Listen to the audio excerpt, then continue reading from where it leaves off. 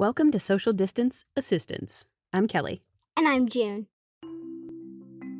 On Tuesday's episode, we learned about different helpers who are trying to keep their religious traditions going, even when they can't gather together.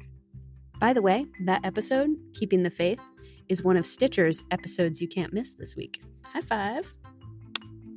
So check out the show there and feel free to add it to your favorites list. You have a mom's permission. Nah. I liked hearing from all those helpers, but it kind of left me wondering how they're doing after the holidays are over and how we can help the helpers. I actually asked Rabbi Patrick a really similar question last week. So as a spiritual helper, a spiritual leader in a time like this, what kind of support do you need? I think that the first thing that spiritual helpers need is we need to be treated like everybody else. So how you would help your friend, your sibling, your coworker, that's how we need to be treated. There's a phrase in Judaism, Hashem provides, means God provides. And it's supposed to be a mantra of gratitude, a mantra of confidence and courage. But we can also read it from the other direction, which is God provides other human beings, right? God provided Kelly. And so what does Kelly need to do? If you're sort of a spiritually inclined person and you say things to yourself like, well, the universe will figure it out, or it's in God's hands. Yeah, that's you. Like you're looking for a guardian angel. You are the guardian angel. That's why you're here. So go do it. And tell the clergy, I've got you. What do you need? You know, we're all part of these like secret toilet paper cabals right now, right? Where people are texting each other about, oh, I found some at, whatever, Wegmans. If you're going to do that for your cousin, do it for the pastor.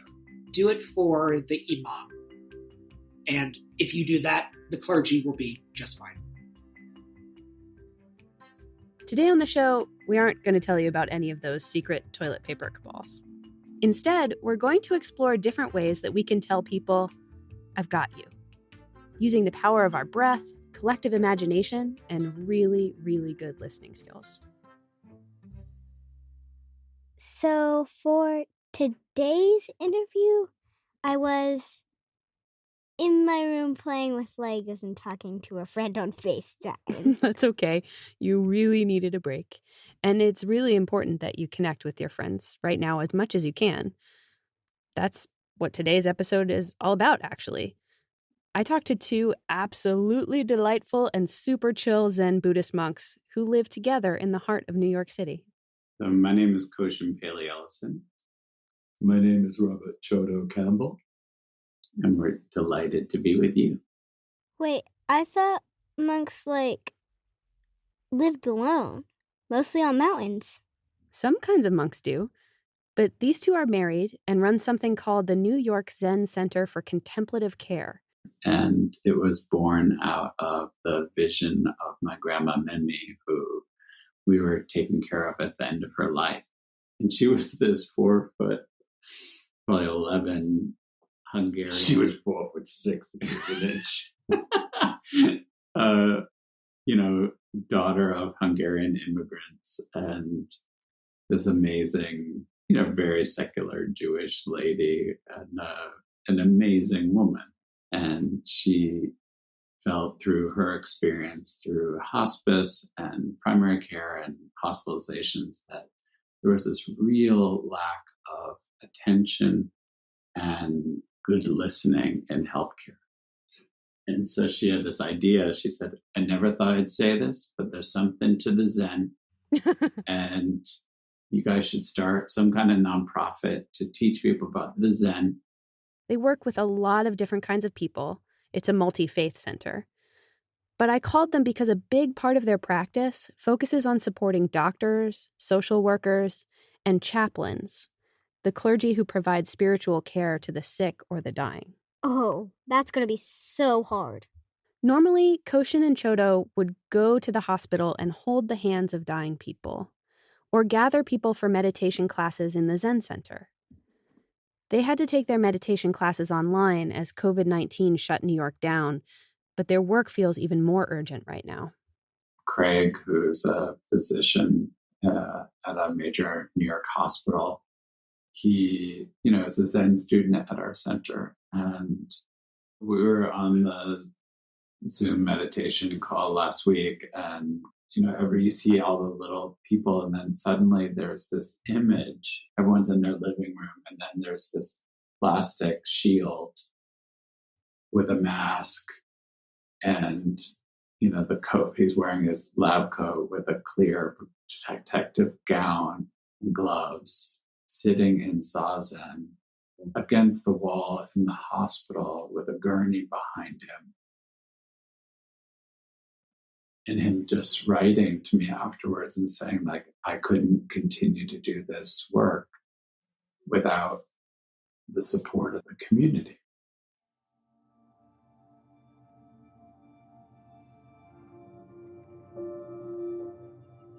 Contemplative care is like this extra layer of spiritual and emotional support. And at its core, contemplative care is about listening really, really well, being totally invested in what someone is saying without an agenda or without providing a solution. Another way of putting it is saying that contemplative care means being really present with someone. One of the things that I often like to ask people, like, just think about the person in your life, maybe they're dead, maybe they're alive, who you feel like really listened to you. Really, like you could go and tell them anything and they would just be there. So for us, that's the kind of presence that we're talking about, that everyone kind of knows when you know it. And so we train people to learn how to burn through some of their habits so that they can just quiet down, slow down, and widen out into a relationship. How can you listen well to somebody in that really present way when something like COVID-19 prevents you from being physically with them? Being with people who are either on the front lines working in hospitals or the family members that have family in the ICU or in the isolation rooms. The way that I can be with someone in those moments is simply with the breath.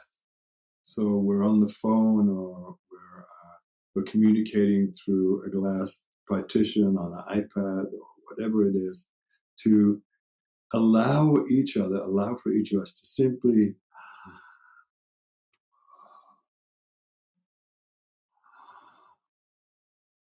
breathe together.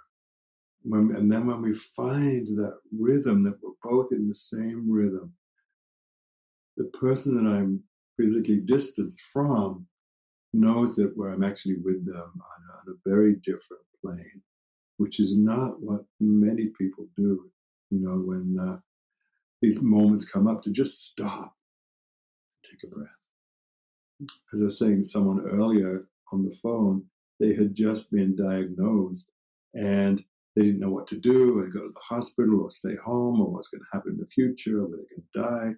And there was this whole kind of just onslaught of words coming through the phone. And I said, just stop for a moment. Let's just breathe. All we have right now is what's right here in this moment. Can we just stay here? I don't want to be crass, but is that more difficult when they're dealing with something that's attacking their lungs? I mean, perhaps, right? But I think two things, actually three things. So one is what Jung talked about, like the most damaging thing we can do for another person is not to have an imagination about them. I'm thinking about my cousin Israel, who died 2 days ago of COVID, right? And no one could go see him. Many of our cousins wanted to go see him, but nobody could go see him. He lost his beloved wife years ago, Felice. And so I decided what I could do is imagine him feeling Elise's presence in some way. And my was imagining him as he was taking his last breath, knowing he was dying, imagining himself uniting again with her, because I know that was the most important thing for him.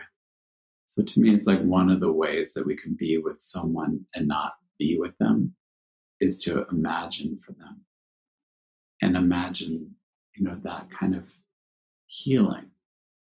And another part of it is, to realize that we are connected, that we, from a Buddhist perspective, we can't actually be separated.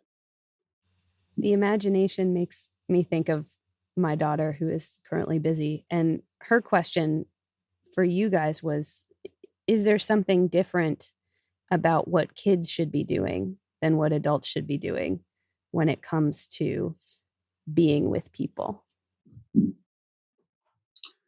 They need to be their age, they need to, and same time to understand what is happening. Not to load sadness and unknowing and pain and suffering. But it's important, I think, that we allow our children to experience, but it doesn't stop them being 8 years of age.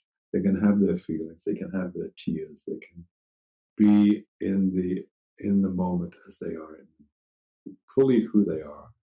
Yeah, and I would just add that allow the kids to be curious, and what are they curious about? And, that we're living in unprecedented times and kids are also feeling scared. And so to give them space to talk about what they're scared about, and so that it doesn't have to be something that they have to hold alone. Yeah. I'd love to hear about your work with chaplains and with people who are also working with folks who are sick, passing away. So we train chaplains. And so what do we do with them? We are teaching them how to be in the midst of chaos and change and learning how to be grounded in the midst of it. And there's a lot of other skills, but I feel like that's the primary skill. And so, we, during this time in particular, we have, 10 meditations a week plus talks twice a week and a guided meditation once a week. And we've had clinicians and our chaplains calling in on Zoom from the hospital, wearing their face shields and masks and gloves and everything, but it's coming to sit for half an hour just to be with everybody. Yeah. So that they don't feel alone and they feel like they couldn't do this work without feeling like they're being held in a wider community. And they have piles of pages of condolence calls to make. The devastation that people are experiencing, not be able to see their loved ones and to literally say goodbye to them, like from warm hand to warm hand, is so heartbreaking and devastating for people. So I think that they're holding people's devastation and offering a space of respect and dignity to that. How do you help them stay grounded in those moments? I imagine what you would say would be helpful for people who aren't chaplains, because I think the grief is palpable. Well, this is actually where the breath comes in again. It's to be able to stand in what's happening, in the grief, in the sorrow, in the pain, to be able to come back into your own body and just still the body for a moment, to feel one's feet on the floor. So this is, as I said, is where the breath work is so important. Once the chaplain or the family member leaves and the chaplain is now back into their routine, or maybe going to the next patient, the next resident in the hospice or the nursing home, there are rituals that we really encourage, and that can be something as simple as washing your hands, or maybe it's to walk around the block, or maybe it's to think of a loved one, to all these rituals, rather than going from one room to the next, to the next, to the next, to the next, and carrying with me from one room to another the pain and the suffering, to be able to really pause and say, I'm here, and this is incredibly painful and incredibly sad, and I have to continue with my work right now. Yeah. Have any chaplains talked about how this time is testing their faith with you at all? It's an interesting question. I think it's really important for all of us, chaplains or not, to question our faith. And I think that's something that's very often crops up in all people's minds, no matter what their tradition. And for sure, with chaplains, our chaplains, it's the same question: why them? Why me? What is going on here? And there's always that question, and it's a really important question. In Buddhism, we see everything is inclusive. There's nothing outside of it. So many times I've walked into a room, and because of this big Irish face, and I'm in black and white, the patient just said, "Good morning, Father. How are you?" And I said, well, actually, I'm not a father. I'm a Buddhist monk, a Buddhist priest. That's okay. God sent me. It's like, okay, God sent me. And so often I've been, asked, do you believe in God? Someone could be in the most incredible pain. Do you think there's a God right now? And I'm like, yeah, because God is so present in their life. How can I not believe in God when it's so present for them? Right. Is there an aspect of your Buddhist practice that has become relevant now in a way that you didn't anticipate? Well, one of the foundational teachings of Buddhism is that everything is impermanent. There's no thing that is not going to disappear, whether it's a human life or whether it's a piece of furniture. And everything eventually will turn to dust. And at the moment, with living in Manhattan at the epicenter of this virus, it becomes very crystal clear that we don't know when we're going to die. And so many of us live in this kind of bubble. It's never going to happen to me, or it won't happen here. I'm going to live this long, rich, healthy life. And it takes something like this to smack us into reality. And we were speaking the other day. We were just going for a walk in the neighborhood and having this conversation. If one of us gets sick tomorrow, we may never see each other again, because we'll be carted up to the hospital, and then that's it. No more visitation, no more, being with each other and, physically, touching hands and holding hands. That's done. And so there is, the Buddhist teaching again, we don't know. We just don't know. And how do we stay in a life of not knowing? For me, the thing that feels most alive is that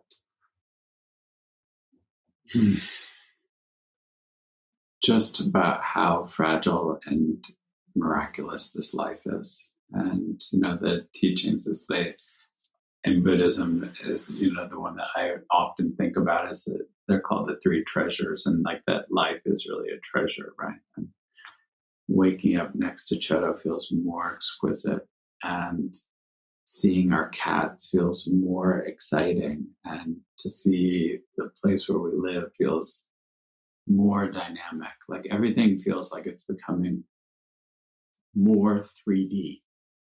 Just really noticing things. And I feel like, the tradition really in Zen in particular is like really about waking up like right now. Like now. Don't wait.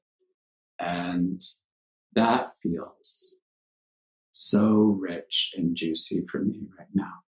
So we've talked for almost an hour. Can I ask more questions, or Sure. do you have to go somewhere? Well, you don't have to go anywhere. Well, we do have theater tickets. It's just going to be you. It'll be just the two of us. I'm on stage, he's in the audience. what can we do to support one another? You know, maybe we can't afford meditation classes. Maybe I'm in Virginia and you're in New York. You know, what can we do to be with one another when we are stuck inside our homes? I would say 3 things. He can never say just one thing. He has to say. No, but I like that he lets me know how many. I'm prepared. Good. Exactly. So 1 is reach out each day to someone, and so that you can hear their voice, that we're human beings and we need human voices. And like actually hearing someone's voice in our ear helps us regulate in a different way. And so reach out to someone who you care about.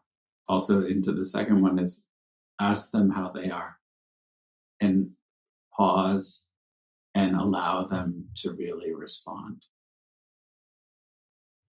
And the third, I would say, is to write a letter of thanks to someone. It feels good to be grateful.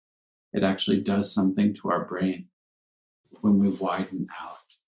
So connect, ask how people are and really mean it, and thank someone. And I have the 4th one.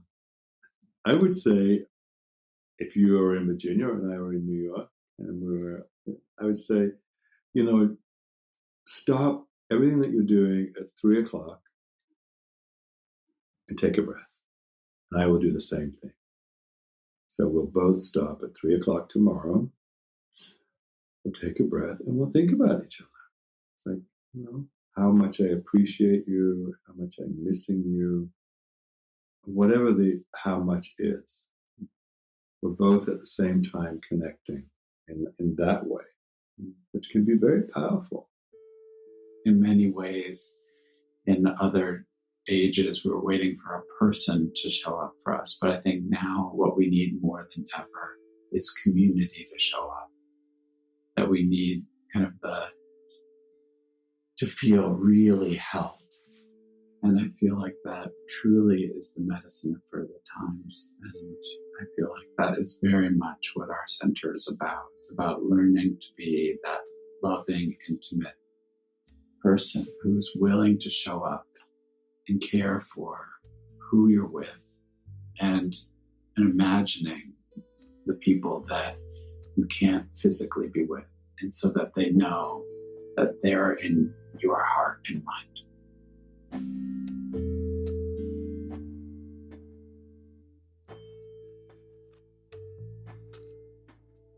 I loved talking to those guys. I felt so relaxed after we talked, even though we talked about really hard things. And I felt so chill without being distracted from the important work that needs to get done to help people get through this. It was really nice.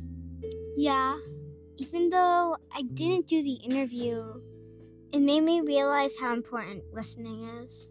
Yeah. So they've got free online guided meditations through the Zen Center 7 days a week, actually. You can visit zencare.org for a list of times and to read about how it all works. And I kind of want to try it out. All right. You gonna do it with me? Sure. Okay. I mean, if Dad's doing it and you're doing it, okay. I probably want to do it. There we go.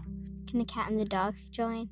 I think the cat is very good at Zen meditation. I think the dog is less good at Zen meditation. That's my prediction. We'll test it out. That's our show. Thanks for listening to Social Distance Assistance. We'll be back next week with an episode on mental health. Have a question about therapy in the time of coronavirus? Leave us voicemail and we'll play it for our expert. The number is 804-404-2859. Social Distance Assistance is produced and engineered by June Hardcastle Robinson Jones, Kelly Jones, and Molly Bourne. It was created and edited by Nate Toby. Gavin Wright makes it all happen. Digital assistance from Angela Messino and the VPM News team. Steve Humble is VPM's Chief Content Officer. Music for both of this week's episodes was by Blue Dot Sessions. If you liked what you heard, help us out. subscribe on iTunes, and leave us a rating or a review. Members are a fundamental part of VPM. Member support is especially vital right now.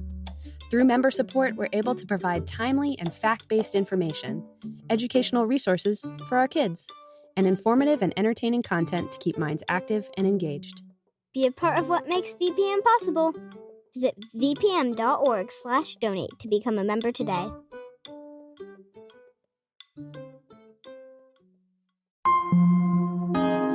VPM